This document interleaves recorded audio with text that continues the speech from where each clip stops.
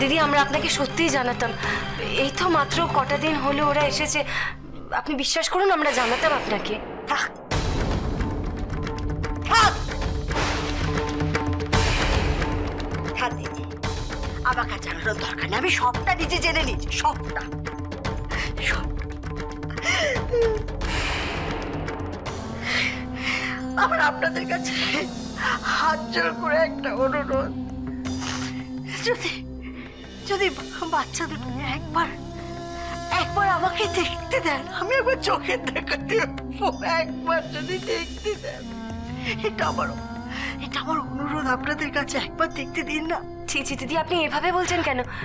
এই তো আপনার নাতি নাতনি তুতু ফুতু আপনার সামনে বসে আছে, দেখুন।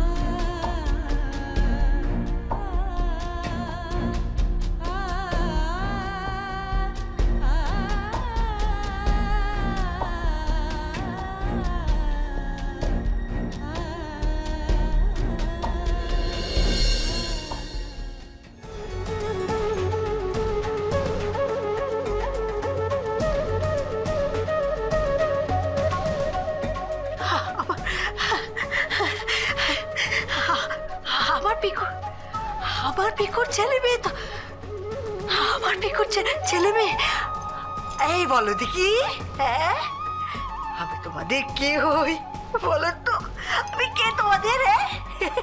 দেখো দেখে চিনতে পারছেন কে আমি? কে আমি কে বলো বলো বলো, আমায় চিনতে পারছিস না তো? কেউ বলেনি না